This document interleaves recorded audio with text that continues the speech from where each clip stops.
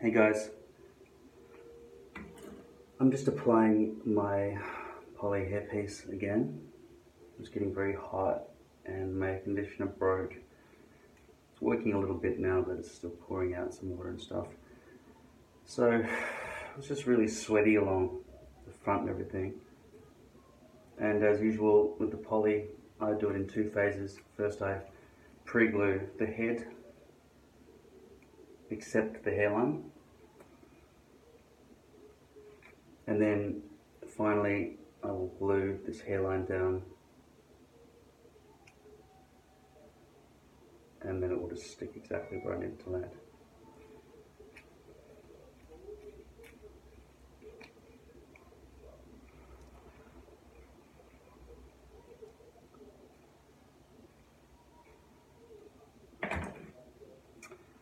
The last dregs of ultra hold, which means you've got to try to scoop it.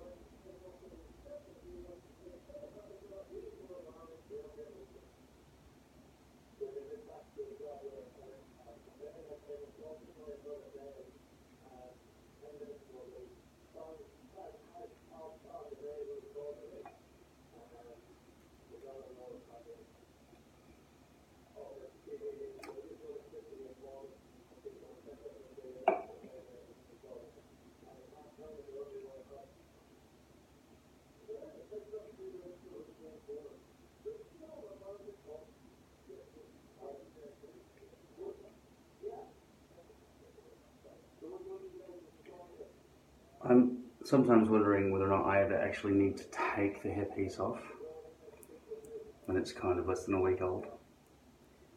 But it felt nice to shave and get the sweat out. And the only thing I was really worried about was the wasting of the glue. But just keep stocked up on everything so you don't ever run out. The bottle I've got here, the 1.4 fluid ounces,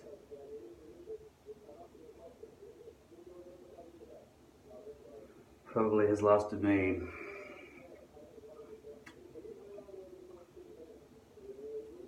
two or 3 months.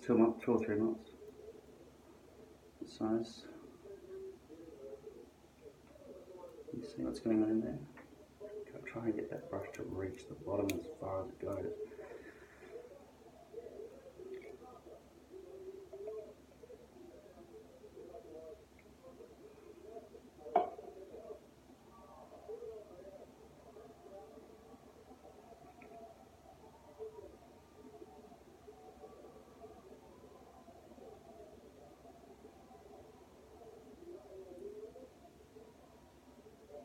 So this will be the last time I use this bottle.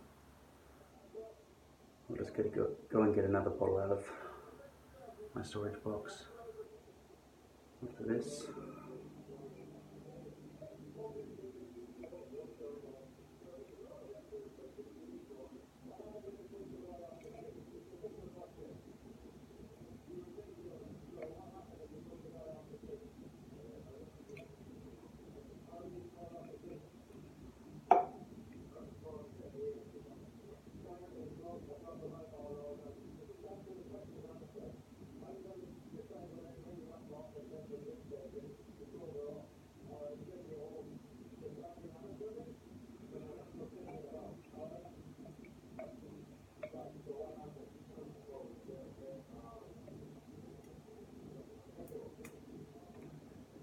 This would have been easier, well, first of all, if it was a fresh bottle of glue.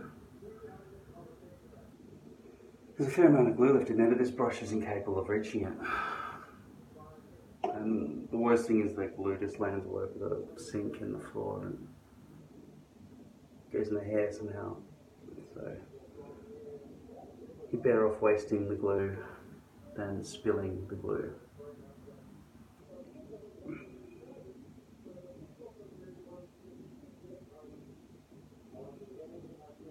That was the only way I could get it out. using the stem, and I've got to paint with the stem. You watching this Walker tape ultra hold? No, that ain't shit.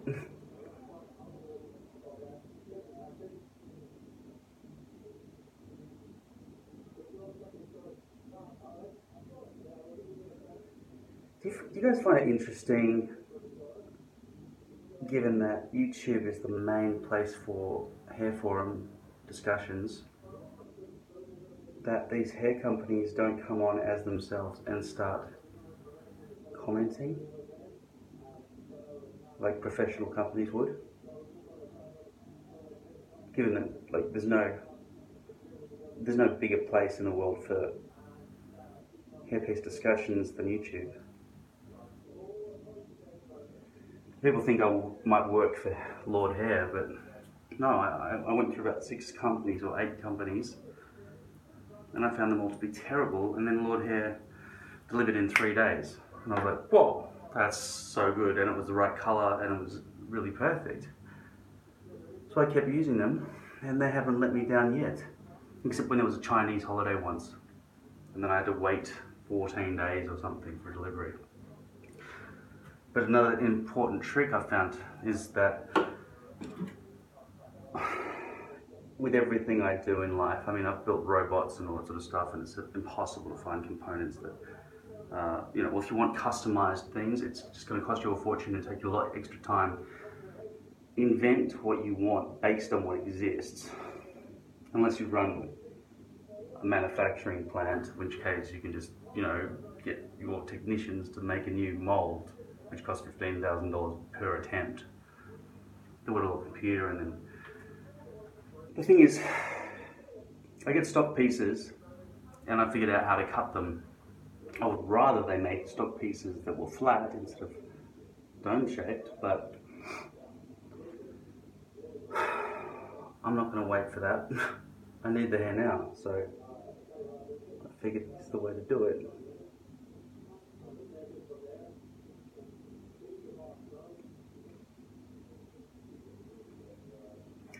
So I look scruffy looking because of 2 major things.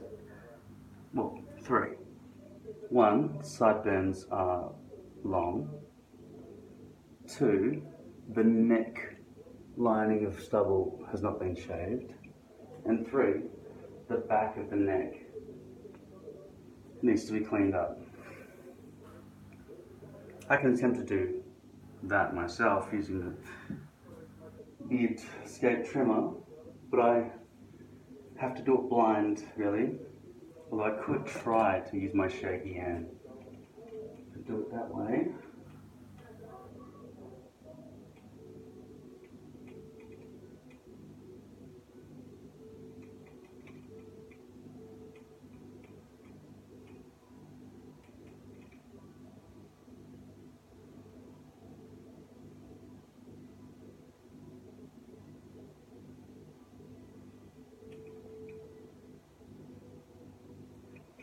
How bad is that now? Pretty bad? I'm pretty bald at the back. Another important trick with wearing hair is length. If you've got it to the point it's at 1.5 inches long, everything blends in a lot better and hides everything. The beard trimmer, I'll set it to 6 mils. I don't know if that's long enough or short enough.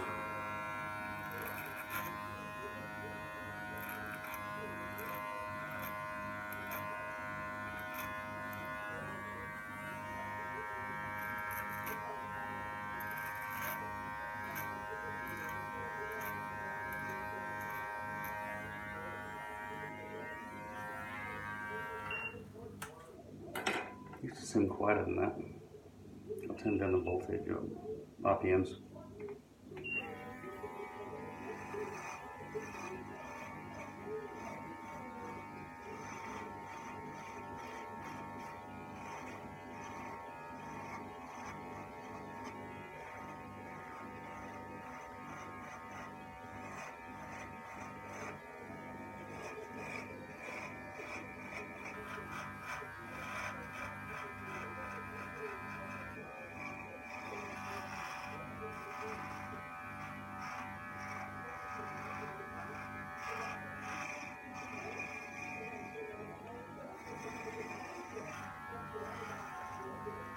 instant rash.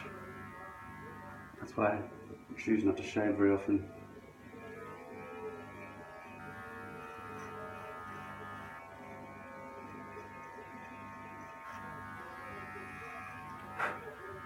The other thing, as I've mentioned before in other videos,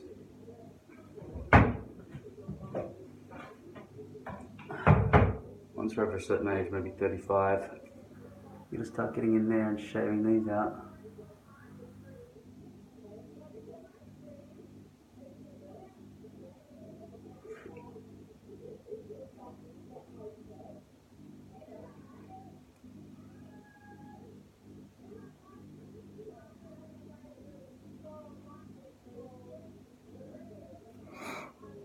And as for the nostril hairs, the best way to deal with that is you can buy this product. I made this video once called Shit Shower Shave, which is probably the best movie I've ever made. Nobody seems to care, but it is the best. Embarrassing for me, but does everything. And I give links to where you can buy the products,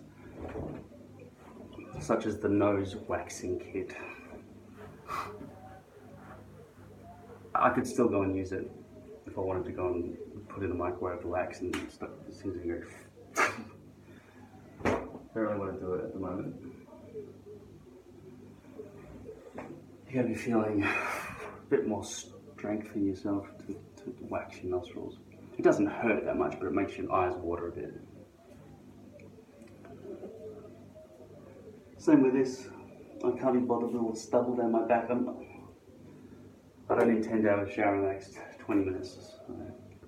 I don't really want to be covered in the itchy shit all day. It'll probably make me get pimples and things, you know.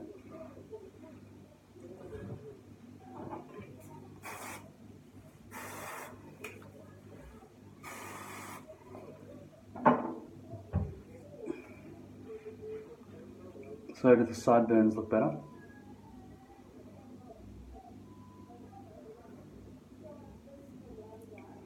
Sometimes you can zoom right in onto one aspect of your face in the mirror. It's not wise to do this. You've got to look at your face or body as a whole. And tell you what, a front-facing mirror, if you look good in it, and women, or for example, are still rejecting you, maybe you got a fat ass. Because they might be doing this as you walk away, and you look like Mr. Snuffleupagus, I guess. Or, what is it? Is it Brutus? McDonald's ads.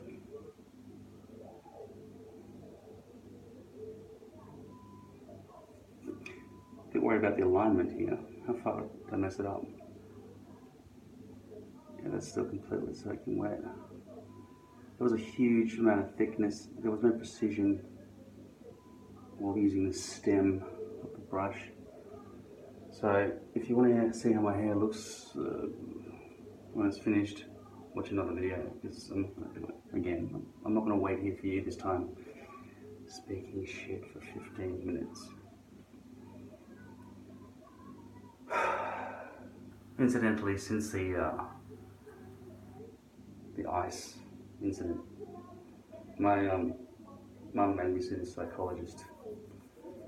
He came to my house and sat there for 4 hours telling me about my essence and trying to get back to my essence, because I lost it when I was 2.5 or 3 years old, potentially, when I couldn't remember. Convenient, no evidence for him to need to prove himself. And then I said, no, I'm always thinking about what happened when I was 5 and 6. That's my issue. And he said, no, everyone's issue was 2.5 and 3. Just trust me. It's like,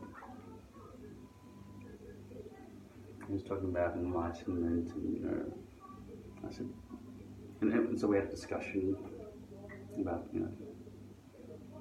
what if you wake up to reality, because you've overcome your human form and gone back down as from the leaf. We were all leaves. We can't see each other's lives. Like, this finger can't feel what that finger can feel. Like, that finger doesn't feel burnt, whereas that finger does, right? So these are like a little people, and I'm God of the people, finger people.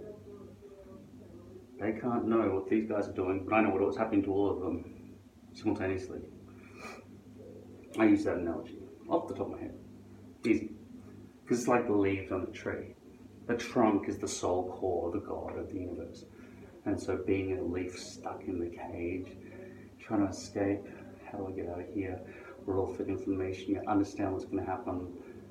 You think of a song you haven't heard or thought of in years, and then you decide, I'll listen to the radio. So you turn the radio on, and then the song is comes on. This is usually best done after you've just told somebody in the passenger seat beside you. But the universe conspires against you because that fucking asshole beside you just told is not amazed. Yeah, so I heard you say something about that. What were you talking about?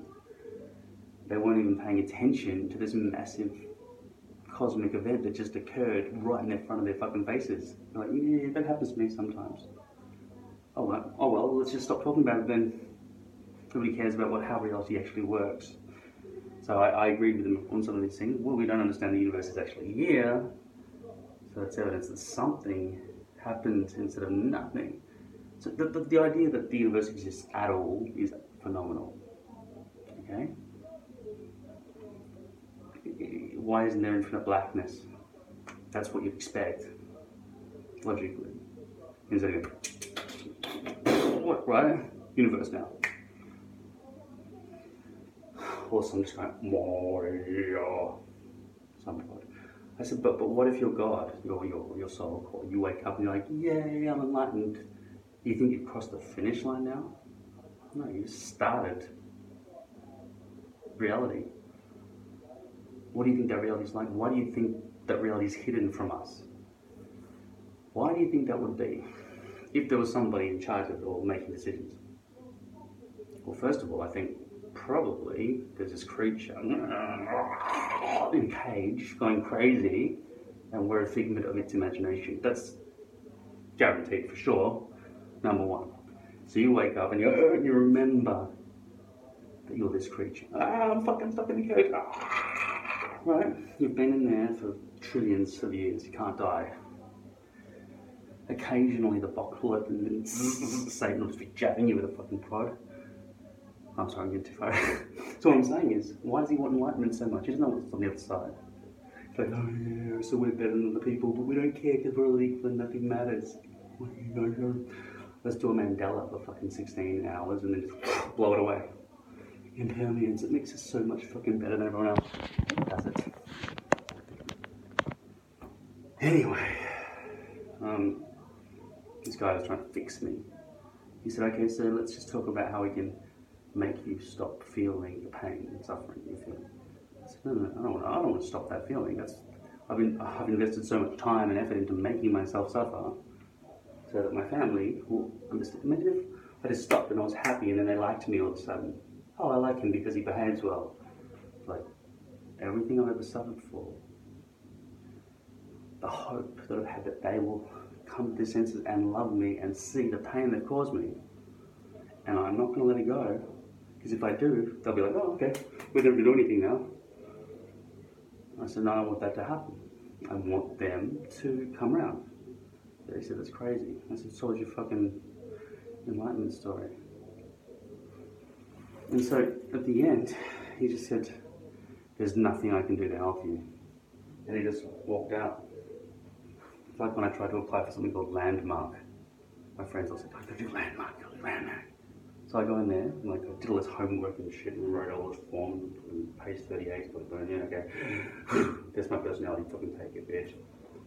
I go in there, and does anyone have any questions? Like, yeah, I know how everyone like constantly feels like this sense that, you want to commit suicide because life is terrible and sucks and everything.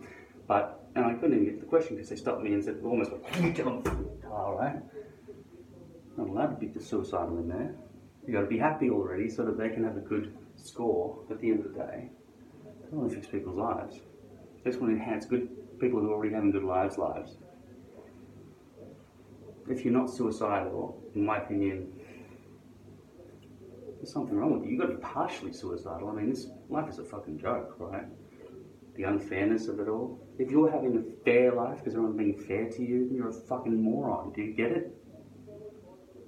If you have no resistance to the system, then you must be a fucking moron to have complied with it. Do you know that? Do you know that? Sorry to be the breaker of bad news. It's probably good news though, because ignorance is bliss. This is not a saying based on nothing unlike other sayings. It is actually better to be missing brain cells like you. That is a better type of life. You don't want to be smart. Otherwise you're aware of the fucking stupidity and shit of things around you, right? And the dumbasses who somehow find each other come against you and go, no, he's weird, alright, let's not be friends with him. Didn't we decide we didn't like him? Oh yeah, okay, see ya. They don't want to know you. As a group collectively, they've hive-minded their moron brains together, leaving people like me. I will have my revenge in total isolation. Except for this little fucking monitor here, where I get to speak to you lovely people about how you're missing your stupid hair. Just shave it, bro. What the fuck are you doing with your life? Just shave it off, you'll feel more free. Just dive into a swimming pool head first, fucking nobody cares. You'll be dead soon anyway. What's the point of trying to be beautiful? I'll tell you what, you get treated better by the morons. And just instinctively, you look at some beautiful woman or whatever, she might have fake tits. It's not that like the tits aren't a big deal on women, are they? Right? Nobody cares. It is a bit fake, isn't it? It's a bit disgusting. Somebody with lip injections or fake hair or fucking. But the way I see it and the way I'd like to think of it is that I know that people with missing limbs, or like 16 fingers or something like that, off the hand, hey, nice to meet you, they're not having good lives. So they shake with their left hand or whatever, and then they put a rubber hand over here. So it looks better. And people with missing limbs and blindness and shit, they're getting enhancements and stuff. And aesthetic enhancement, it seems a bit low level compared to somebody who hasn't got a second leg to walk with, so they've got to just hop everywhere. A leg is more useful than fake hair. We know that in priority, don't we? We know this is a low level need. This is just a fucking first world problem. You think in the third world countries, like, no, you eat the pea, this week's pea that we got for the family. I won't have any this week, I'm gonna diet. I just want the hair and the glue. Okay, that's what I need. That's the priority. Why don't we just go out and irrigate and farm? Leave. Let's leave. Yeah. This is the town, this is the village where people live with their flies on their eyeball and they drink mud. There are better places. There are better. They can't even see me. They don't even have an iPhone. They probably do have iPhones. They probably have iPhones and a fish skeleton from a bin that somebody from the first world sent over to Ethiopia for them. Is Ethiopia still the country we talk about? I don't know the rank of poverty in these sort of countries. I also don't know how the trillions or whatever it is, billions of dollars of food money, like I would think $1 billion. Okay, let's just break this down. $1 million worth of food. That's feeding me for a year at least, right? I don't think I could eat $1 million worth of food. There's no way, right? I'd say each year I eat about $5,000 worth of food. It's just be about right, maybe in a year. Let's just say I eat $200 worth of food. That's luxurious food, right? That's pretty good luxury food. $200 a week. 52. Let's say 150. So that's 100. 200. That's $10,000. 200 times 50. Yeah, 10,000. Let's say I eat $10,000 worth of food in a year, and that's just not like a bag of rice with some curry powder that added a bit of water to it, which is gonna not make them die or whatever, because they haven't fixed up their village properly in the last 1,000 years or whatever it is, right? But we don't want to fix the village because the bad guys come and steal all the rice. I don't know what the hell's going on. It doesn't rain here or something. I think it's pretty big. Go and find some water. I don't know. Just find. Why is it? You're just gonna stay here and just like, please. We're gonna wait for a television camera to come. So they don't even beg. They don't have the wherewithal to go. Please, camera. Anyway, it loses the focus of the child with the eyeball fly. So they don't air that. Right? They want the food. Please, white man, give me the food. I'm a lazy motherfucker. I don't hunt. I don't grow anything. I just buy it. But I have in my life found trees with fruit on it, and I picked them and I've eaten it. If I was starving to death, I'd find another way.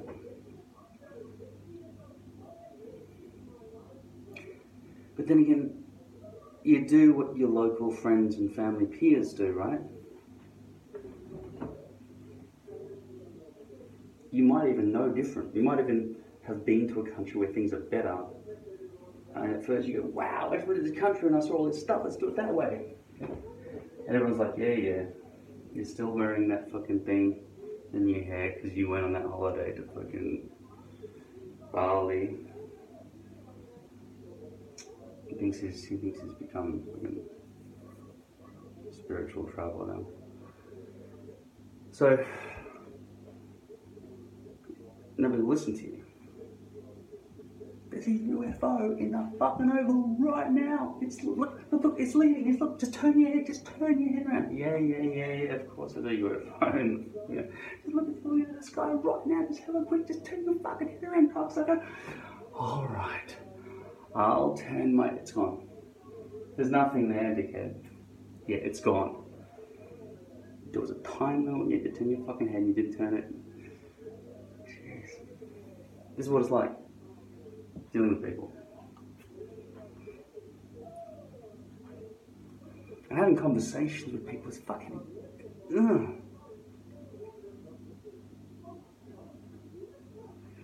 Why are they so fucking dumb? Disinterested is more of the right description, isn't it? I told you I wouldn't be able to talk for 15 minutes while this stuff dried. This stuff's going to take more than 15 minutes because I fucking put triple layers on it. What am I going to do with this level of thickness glue? Are there going to be problems? It won't behave any differently. If there's a little lump because of these little bits of glue there, well, I'll tell you what though, getting the glue off these things is so easy. Just get your finger on the edge and go, so that's the edge, and you just go that all the way along, and push the glue into a rolling ball, and it becomes a ball, and just throw it in the bin. It doesn't come with your fingers though, it stays like a bad piece of snot that's evil. You find it goes from finger to finger, and then it ends where the fuck would it go, right? At the comedy club I used to work at, this woman said, "Don't you hate it?" I don't remember how she phrased it, but she said, when you pick your nose in the middle of the night and you just flick it across the room somewhere, and you just hear, I don't know what that was funny. It was funny though. It's like something everyone can relate to. The sound. Even if they didn't do it, I guess it's just funny. We assume that everyone does it. Well, I have done it. I don't do it now, I've got to say. I don't flick snot at my walls in my house. but I know you can relate to things sticking to your fingers and stuff. I mean, if you did not know about tissues and things, I mean, a tissue does not pick the crunchy bits out of your nostrils, does it? Blowing your nose doesn't get them out either, at all. So, who doesn't fucking pick their fucking nose and then immediately look? Why would you not look? It's like a waste of potential. Like, no, yeah, just stuff me on my nose. I don't know what it is and where it's going. It's just on my fingers, and now I assume it's not there anymore. Hand back on the steering wheel. Anyway, that's it. I've talked shit.